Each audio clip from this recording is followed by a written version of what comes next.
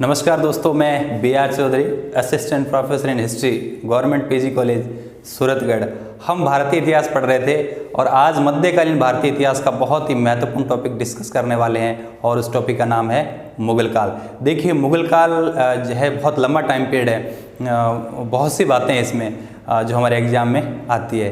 तो हम आज बात करेंगे मुगल काल का वर्गीकरण करेंगे, मुगल काल की आउटलाइन क्लियर कर लेंगे, मुगल काल को ब्रीफ में इस तरीके से याद कर लेंगे कि आगे के जो भी वीडियो जाएंगे या हम जो भी किताब पढ़ेंगे तो हमें बहुत इजीली समझ में आएगा और कोशिश करेंगे कि मैक्सिमम जो मैटर है वो अपन कंठस्थ कर लें। तो आइए देखते हैं मुगल काल। देखो, मुगल काल को बेहतरीन ढंग से समझने के लिए इसको दो भागों में बांटेंगे। सबसे पहले प्रारंभिक मुगल शासक, स्टार्टिंग के मुगल शासक, और दूसरा हो जाएगा उत्तरवर्ती मुगल शासक या परवर्ती मुगल शासक। मतलब बाबर से लेकर 1526 से लेकर 1707, बाबर से लेकर औरंगजेब तक का टाइम पीरियड हम पढ़ेंगे प्रारंभिक मुगल शासक में। जबकि औरंगजेब की मृत्यु के बाद बहादुर शाह फर्स्ट से लेकर बहादुर शाह सेकंड, मतलब 1707 से लेकर 1857 तक का टाइम पीरियड हम इसमें पढ़ेंगे। तो आइए देखते हैं, वन बाय वन आपके क्लियर होता जाएगा। तो चलिए शुरू करते हैं। देखिए, प्रारंभिक मुगल शासक की यदि बात करें तो 6 मुगल शासक है। याद रखना, इसकी ट्रिक है यू भाज सो। इससे पहले थोड़ा सा समझ लो। देखिए, अफगानिस्तान के अंदर फरगना जो जगह है, फरगना का शासक था उमर शेख मिर्जा, और उमर शेख मिर्जा का जो पुत्र था बाबर, वो बाबर अफगानिस्तान से भारत में आया था। यूँ समझो, वहाँ से भागकर भारत में आया था, अफगानिस्तान से भागकर भारत में आया था। तो ट्रिक याद रखिए, यू भाजसो, यू डैश भाजसो, मतलब यू का मतलब क्या, उमर शेख मिर्जा। तो उमर शेख मिर्जा की पीढ़ी के लोग हैं जो ये 6 जो शासक है, एक एक अक्षर से एक एक शासक हो जाएगा। तो आइए देखते हैं। तो यू से हो जाएगा उमर शेख मिर्जा, याद रखो तो ठीक है, नहीं याद रखो तो भी कोई बात नहीं है। यू भाजसो, वो भागकर यहाँ आए थे, है ना, फरगना से यहाँ दिल्ली में आए थे। तो बी से देखो, ट्रिक से सारे शासक हो जाएंगे। बी से क्या हो जाएगा, बाबर, और बाबर का टाइम पीरियड 1526 से 30। या पहले नाम देख लेते हैं। देखिए, बी से हो जाएगा बाबर, फिर एच से क्या हो जाएगा, हुमायूं, ए से क्या हो जाएगा, अकबर, जे से क्या हो जाएगा, जहांगीर।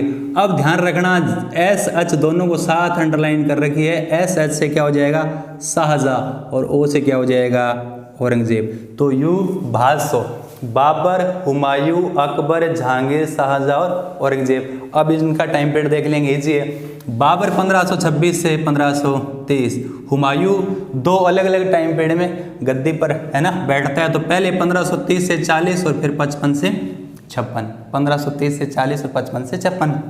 अकबर कब हो जाएगा, 1556 से 1605, जहांगीर 1605 से 1627, है ना, और फिर शाहजहां, है ना, 28 से लेकर 58 तक, औरंगजेब 1658 से 1707। ये जो शासक है, ये देखिए, ये जो टोटल जो शासक है, इनका जैसे टाइम पीरियड मैंने बताया आपको 1526 से लेकर 1707 तक।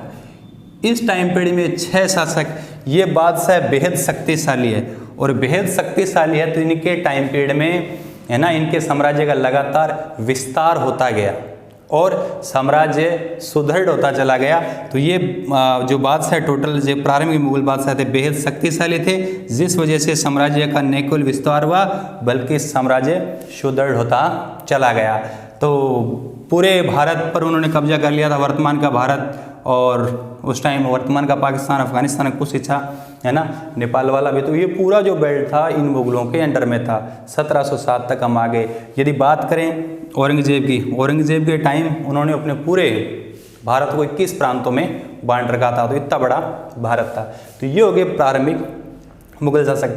अब क्या हुआ, औरंगजेब की मृत्यु के बाद आगे वाले जो शासक हुए वो बेहद कमजोर हुए, तो उनको हमने पढ़ा उत्तरवर्ती या परवर्ती मुगल शासक।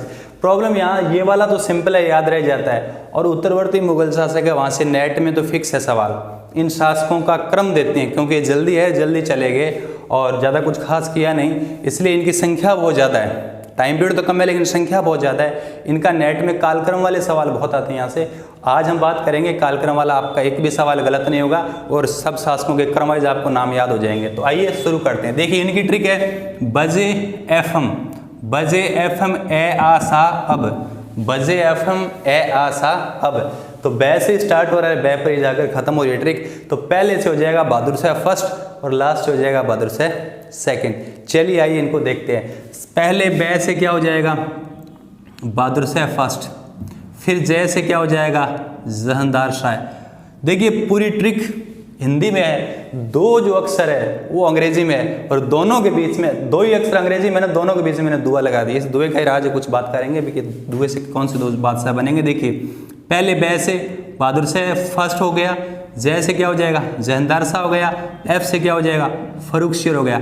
अब एफ और एम के बीच में दुआ है, मतलब दो शासक ऐसे हैं जिनका नाम एक जैसा है। याद रखिए रफ़ी उद दरजात, रफ़ी उद दौला, मतलब रफ़ी उद तो सेम ही है, दरजात और दौला एक जैसे नाम है, दरजात और रफ़ी उद दरजात, रफ़ी उद दौला। याद रखना इनमें दौला है वो दूसरे नंबर पर आ रहे हैं, तो सिंपल हो जाएगा, दो से हो गया रफ़ी उद दरजात और रफ़ी उद दौला। फिर एम से मोहम्मद शाह है ना, जिसको रंगीला के नाम से भी जानते थे। फिर ए से क्या हो जाएगा, ए से अहमद शाह। फिर आ से क्या हो जाएगा, आ से आलमगीर द्वितीय, सा से क्या हो जाएगा, शाह आलम द्वितीय, ए से क्या हो जाएगा, अकबर द्वितीय, और बै से क्या हो जाएगा, बहादुर शाह द्वितीय, जिसे जफर नाम से भी जानते हैं। तो देखो कितना सिंपल हो गया, बजे एफ एम ए आ सा। अब तो बै से बहादुर शाह फर्स्ट, जय से जहांदार शाह, अफ से फर्रुखशियर, फिर एफ और एम के बीच में दो है, रफ़ी उद दरजात और रफ़ी उद दौला। एम से मोहम्मद शाह रंगीला, ए से अहमद शाह।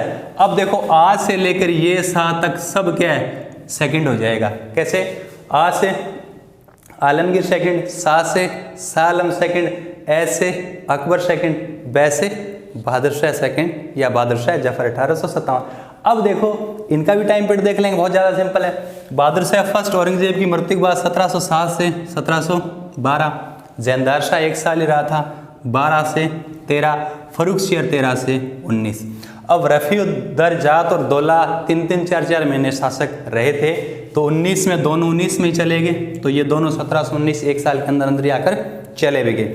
फिर मोहम्मद शाह रंगीला 19 से 48, मोहम्मद शाह रंगीला के बाद अहमद शाह 1748 से 54, तो 48 से 54, आलमगीर द्वितीय 54 से 59 और शाह आलम सेकंड 59 से 806 है ना, सॉरी 1806, 1759 से 1806, अकबर द्वितीय 1806 से 37 और बहादुर शाह तो याद ही है 1837 से 57। बहुत ज़्यादा सिंपल है। देखो इनका टाइम पीरियड फटाफट आके चले गए, तो इनका ज़्यादा कोई टफ नहीं है, और धीरे धीरे इनको जब डिटेल में पढ़ेंगे तो आपको और टाइम पीरियड याद हो जाएगा, हालांकि इतना टफ है नहीं। अब देखो क्या हुआ, कम टाइम पीरियड में बहुत से लोग आकर चले गए, कहने का मतलब ये राजा टिक नहीं पाए क्योंकि ये कमज़ोर थे। तो देखिए ये जो बादशाह थे उत्तरवर्ती मुगल शासक की, वो क्या थे, कमज़ोर थे। कमज़ोर होने की वजह से दरबार में क्या होने लगे, गुटबंदी होने लगी, अलग अलग गुट बनने लगे और दरबार षड्यंत्रों का अखाड़ा बनता गया और एक शासक उठाया दूसरे को बनाया। इस तरीके से मुगल साम्राज्य का इस कारण क्या हो गया, पतन हो गया, है ना। तो जैसे मुगल साम्राज्य का पतन हुआ, जो अलग अलग प्रांत थे उन्होंने अपनी स्वायत्तता, अपने को स्वतंत्र घोषित कर दिया। तो याद रखना दिल्ली के इधर अवध भी दिल्ली से स्वतंत्र हो गया, बंगाल भी स्वतंत्र हो गया, हैदराबाद के निजाम भी स्वतंत्र हो गए, मैसूर साम्राज्य का भी युद्ध हो गया, है ना। और मराठा जो साम्राज्य है, याद रखना मराठे भी लगातार, है ना, इनसे संघर्ष रहते थे। जाटों का भी युद्ध हो गया और इधर पंजाब वाले बेल्ट में सिखों का भी क्या हो गया, युद्ध हो गया। तो कुल मिला के उत्तरवर्ती या परवर्ती शासकों के समय मुगल साम्राज्य का पतन हो गया। देखिए ये था मुगल काल के आउटलाइन के बारे में बात की, ब्रीफ के अंदर पढ़ा। अब हम क्या करेंगे, ये तो एक वीडियो के अंदर मैंने डाल रखे हैं, आप आराम से देख लेना डिटेल के अंदर, वहाँ भी ये टाइम पीरियड वाला कोई दिक्कत नहीं, आपको याद हो जाएगा। और इनके वीडियोज़ आते रहेंगे और जैसे जैसे वीडियो आएंगे आप देखते रहिए। तो थैंक यू, मिलते हैं नेक्स्ट वीडियो में बहुत जल्द।